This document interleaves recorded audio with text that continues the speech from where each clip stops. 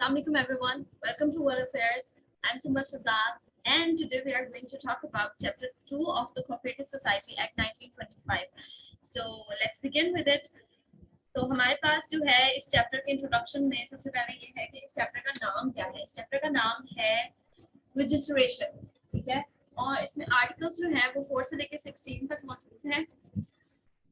Articles जो है ना ज्यादातर किस चीज को डील करें, as the name has mentioned के रजिस्ट्रेशन के लिए क्या प्रीरेक्विजिट्स हैं, किस तरह की सोसाइटीज को रजिस्टर किया जाएगा, सोसाइटी के बाय लॉज में कोई अमेंडमेंट हो सकती है या नहीं, और उसका क्या तरीकेकार होगा, सोसाइटी के डेवोल्यूशन या सोसाइटी की मर्जिंग, कुछ भी, ठीक है, रिलेटेड टू सोसाइटी। तो ये सारी चीजें देखी जाएंगी। सबसे पहले जो सेक्शन 4 है वो डील करता है रजिस्ट्रार से, क्योंकि रजिस्ट्रेशन उसी ने करनी है। रजिस्ट्रार कौन होगा? रजिस्ट्रार एक्चुअली में वो पर्सन है जिसको गवर्नमेंट यानी कि government of the Punjab appoint कर रही है to perform the duties of the registrar in that specific province और any part of it. Fine. अब ये पर्सन के अलावा कुछ और पर्सन भी जो असिस्ट रजिस्ट्रार अपॉइंट किए जा सकते हैं बाय गवर्नमेंट, और sorry by government via special और जनरल ऑर्डर, ठीक है। ये जितने भी लोग अपॉइंट होंगे ये सब के सब अपनी पावर्स को जो है इस एक्ट के मुताबिक इस्तेमाल करेंगे, ठीक है। सेक्शन 4A आ गया इसके बाद, जो बताता है कि पावर्स ऑफ रजिस्ट्रार क्या है, और वो इशू जो है सर्च वारंट इशू करने की पावर है। तो इसका जो सेक्शन 4 का सब सेक्शन 1 है वो बताता है कि अगर रजिस्ट्रार को कोई पेपर डॉक्यूमेंट्स या book of the accounts recover करने हैं, कहीं से निकालने हैं, ठीक है, जो सोसाइटी के हैं और सोसाइटी दे नहीं रही है, तो नाउ जो रजिस्ट्रार है वो सर्च वारंट इशू कर सकता है, वो तमाम पावर्स एक्सरसाइज कर सकता है जो एक मजिस्ट्रेट की है in accordance with the chapter 7 of criminal procedure code, ठीक है, 1898 में।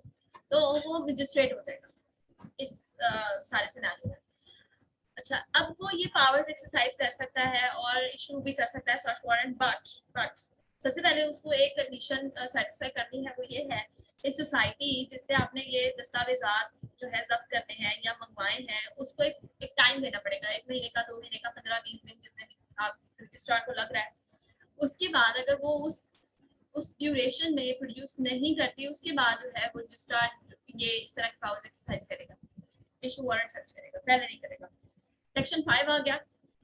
सेक्शन 5 बताता है कि जो सोसाइटीज हैं वो किस तरह की सोसाइटीज रजिस्टर्ड होंगी। तो वो दो बातें बताता है, कहता है कि ना ऐसी सोसाइटीज जो अपने मेंबर्स के इकोनॉमिक इंटरेस्ट को प्रमोट करे, ठीक है, और जो है कोऑपरेटिव प्रिंसिपल के अकॉर्डिंग, ठीक है।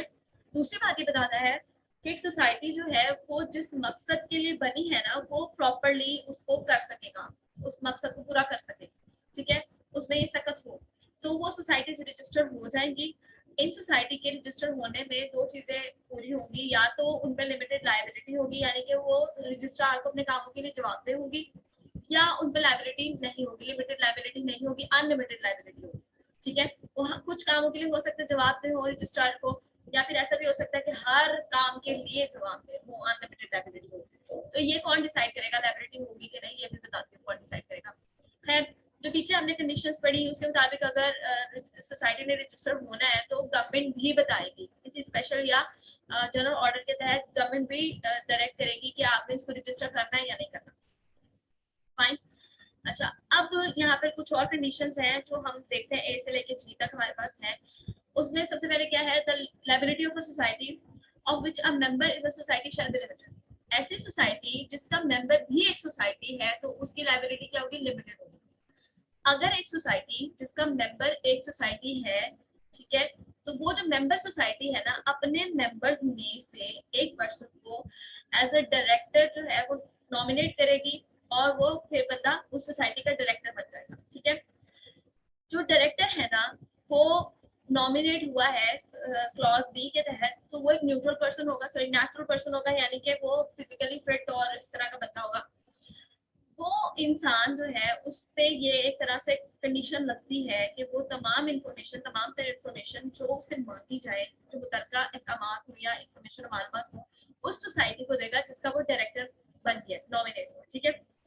अच्छा, अब ये है कि किसी सोसाइटी की लाइबिलिटी लिमिटेड होगी या अनलिमिटेड होगी, तो ये कौन डिसाइड करेगा, रजिस्ट्रेशन के टाइम पे रजिस्ट्रार डिसाइड करेगा कि किस सोसाइटी की लायबिलिटी उसने लिमिटेड रखनी है और किसकी अनलिमिटेड रखनी है, ठीक है। और उसका उन सब का रिकॉर्ड किसने रखना है, सेक्रेटरी ऑफ द सोसाइटी ने रखना है, ठीक है।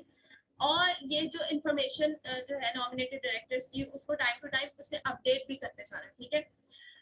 और ये जितनी भी इंफॉर्मेशन है ये रजिस्ट्रार को देनी है ऑन एनुअल बेसिस पे देनी है, ठीक है। या फिर टाइम टू टाइम जब जब कोई चेंज आए तब भी बताना उसने, ठीक है। रजिस्ट्रार भी इन सारे डायरेक्टर्स का अपने पास एक समझ लें कि एक रिकॉर्ड रखेगा।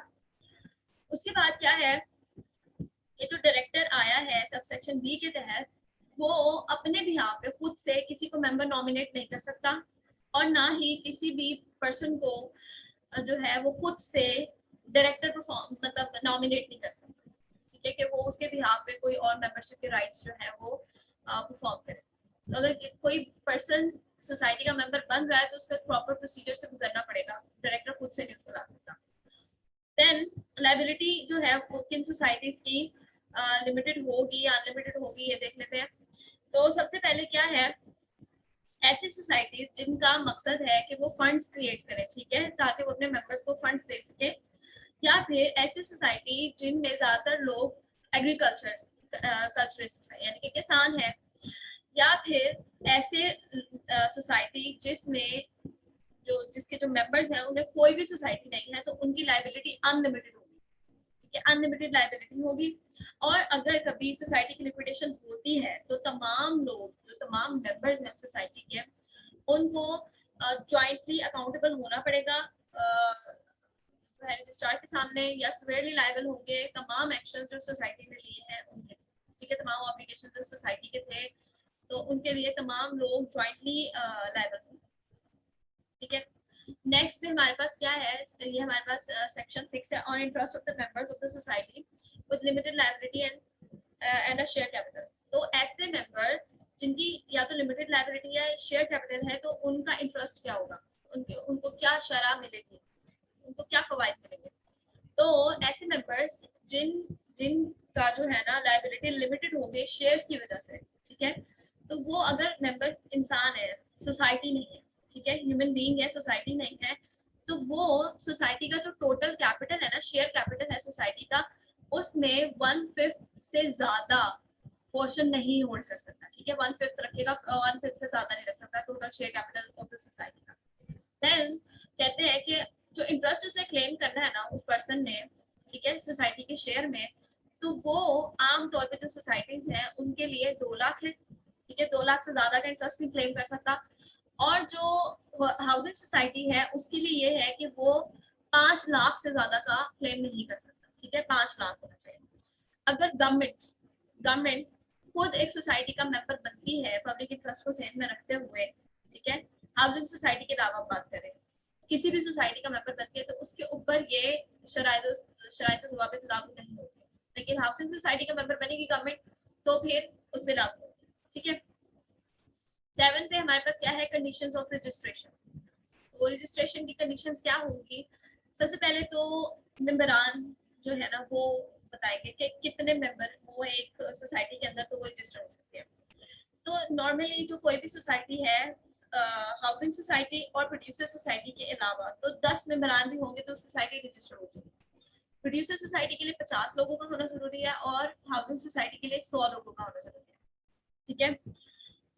अगर हाउसिंग सोसाइटी और प्रोड्यूसर सोसाइटी की बात हो रही है और वो मेंबरशिप चाह रहे हैं तो ये जरूरी है कि वो जिस एरिया से बिलोंग करते हैं या वो लोग जहाँ रहते हो, ठीक है, प्लेस ऑफ अवार्ड एक आम सी जगह और ऑर्डिनरी सी प्लेस हो, ठीक है, उसी पटवार कल्चर में या जो पटवार कल्चर है उसके इर्द गिर्द, ठीक है।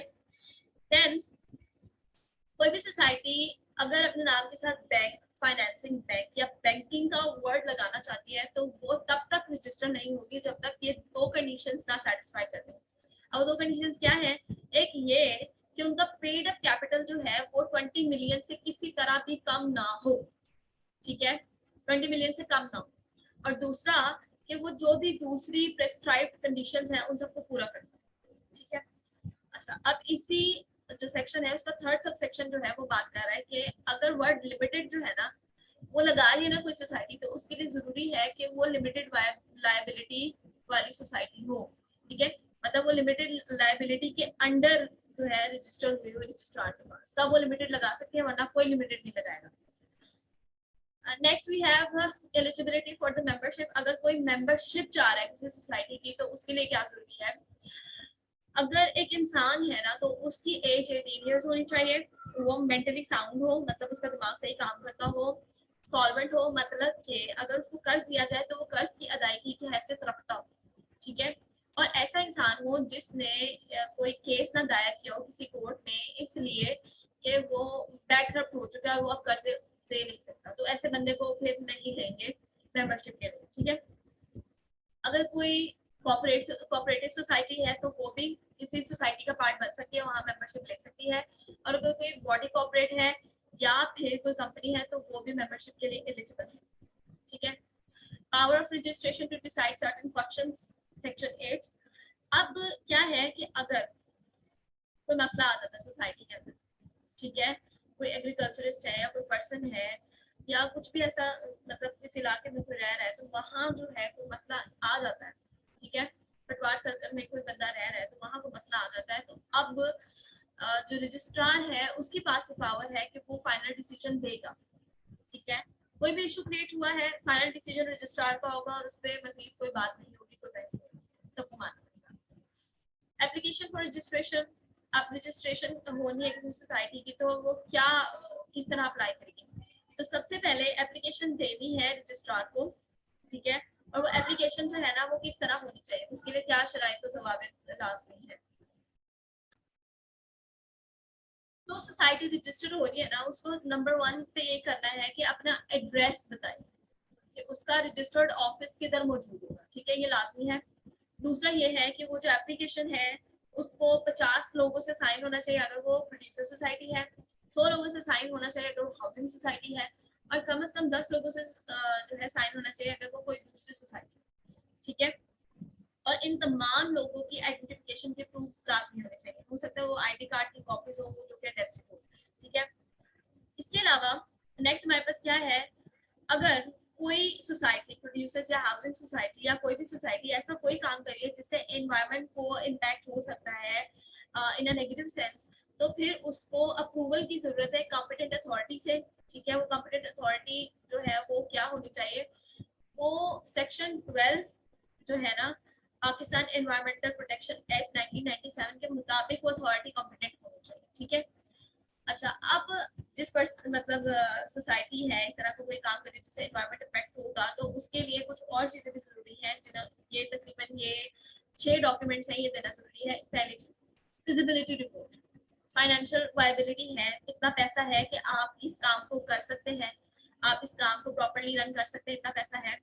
दूसरा, ये प्रूफ कि जो प्रोमोटर मेंबर्स हैं उन्होंने इतना इतना पैसा ही दिया है शेयर कैपिटल में जितना फिजिबिलिटी रिपोर्ट में मौजूद है या नहीं, इसका प्रूफ, ठीक है। नंबर 3 पे ये प्रूफ कि जो सोसाइटी में जो लोग रजिस्टर हुए हैं उन्होंने रजिस्ट्रेशन फी दी है कि नहीं, कितनी कितनी फी दी है, ठीक है। तो सोसाइटी जो है ना, डिफरेंट डिफरेंट सोसाइटीज की हर किसी की अपनी अपनी फी है, लेकिन एग्रीकल्चर सोसाइटी की रजिस्ट्रेशन की फीस जो है ना वो 500 रुपीज है, तो ये प्रूफ भी देना है। फिर सोसाइटी की जो बायलॉज है, जिसको मैं अपनी जबान में कहती हूँ, सोसाइटी का कॉन्स्टिट्यूशन है जिसके मुताबिक सोसाइटी में चलना है, तो इसकी कॉपी देनी है, ठीक है। और इंफॉर्मेशन देनी है किस हवाले से? मेंबर्स के हवाले से, बेनिफिशियल ऑनर्स के हवाले से, और जो सोसाइटी के रनिंग अफेयर्स है उनके हवाले से, ठीक है। इसके अलावा इंफॉर्मेशन देनी है एम्प्लॉयज और ऑफिसर्स की, ठीक है, और वो वजूहत जिनकी वजह से एम्प्लॉयज ऑफिसर्स जो है वो सोसाइटी का जो है काम संभाल रहे हैं मेंबर्स की वजह, ठीक है। अगर मेंबर्स नहीं संभाल रहे सारे काम, ठीक है, सोसाइटी के अफेयर्स मेंबर्स नहीं रन कर रहे, तो एम्प्लॉयज और ऑफिसर्स जो है वो संभाल रहे हैं, तो उनकी इन्फॉर्मेशन देनी है और ये बताना है कि वो क्यों संभाल रहे हैं, मेंबर्स क्यों नहीं काम कर रहे, ठीक है, तो ये बात है।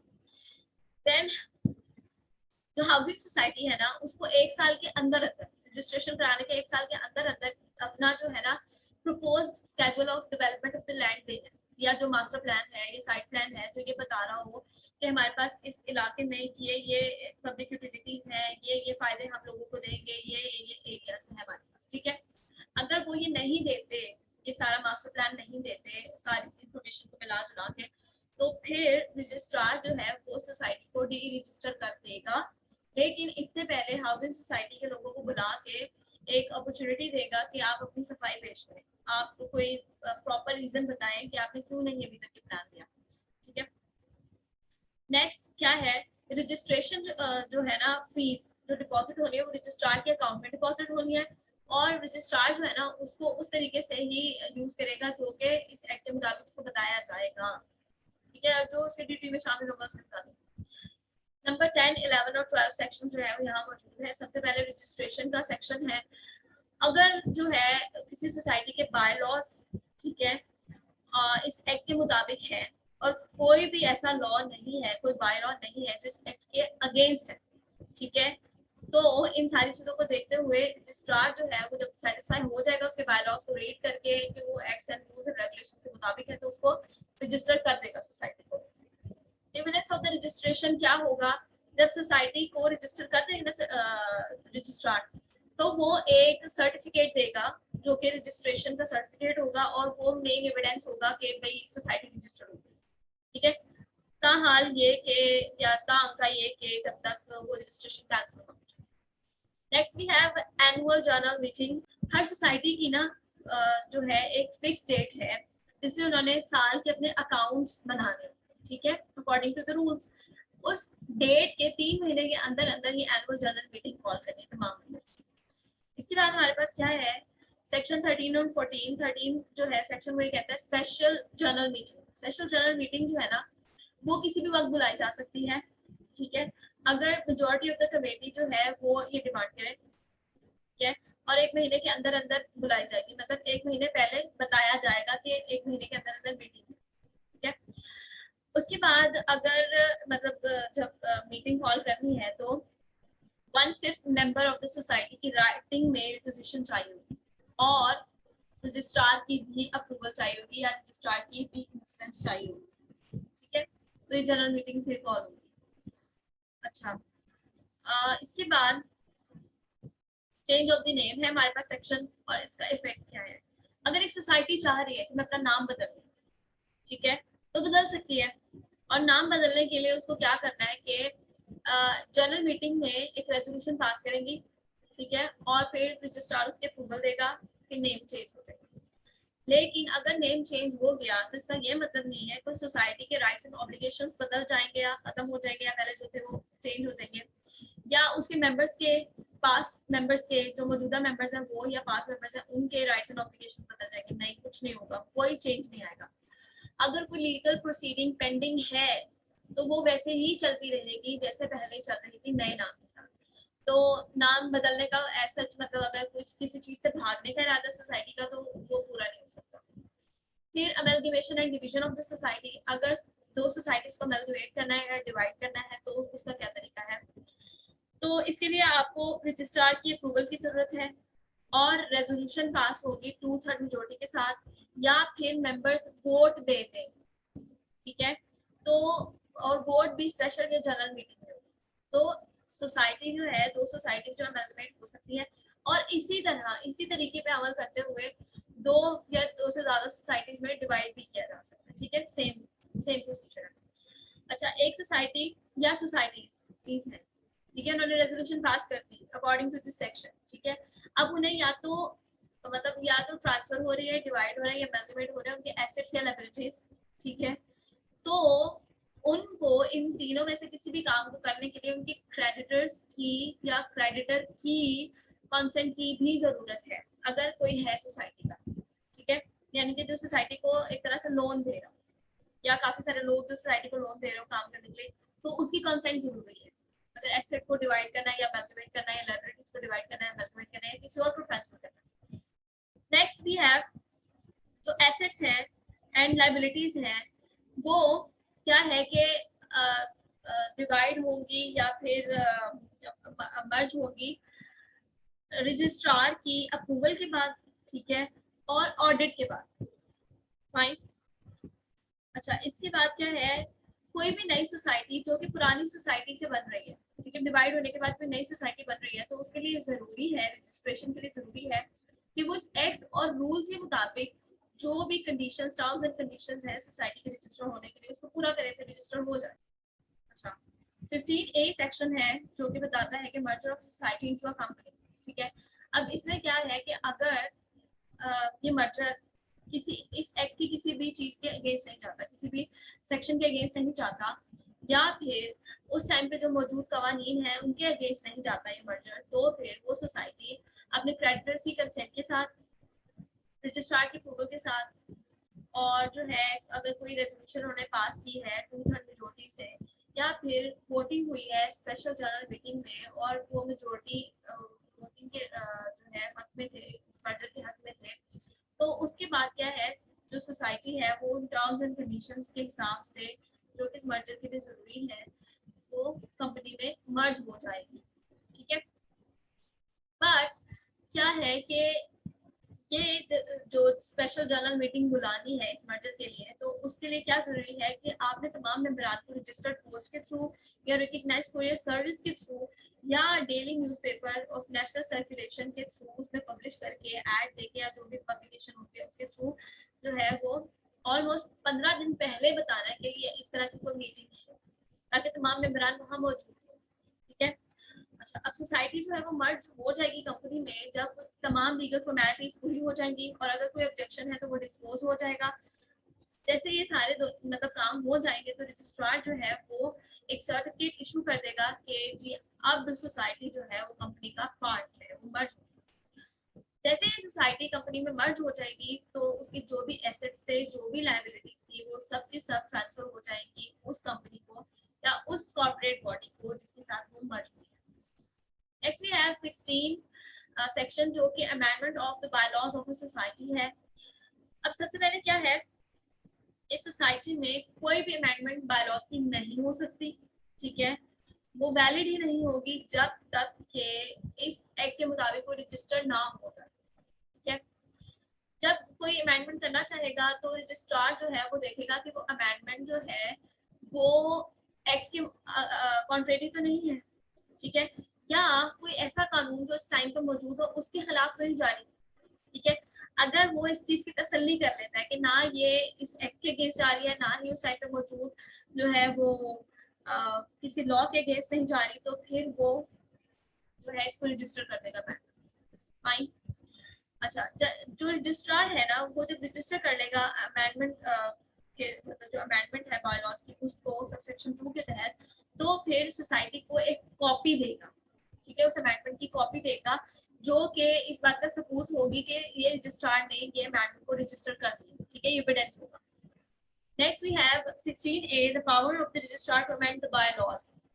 अगर रजिस्ट्रार को लग रहा है कि कोई ऐसा बायलॉ है जो कि अगेंस्ट जा रहा है उस टाइप के किसी लॉ के, या फिर इस एक्ट के अगेंस्ट जा रहा है, या कोई नई ऐसी प्रोसीडिंग हुई है लॉज में जो कि बायलॉज के साथ कॉन्ट्रेरी है, तो फिर रजिस्ट्रार जो है ना वो सोसाइटी को नोटिस भेजेगा कि आप अपने बायलॉज में तब्दीली ये तब्दीली ले आए। ठीक है, सोसाइटी को बता दिया जाएगा कि आपने 60 डेज के पीरियड में ये अमेंडमेंट लेकर आनी है अपने बायलॉज में।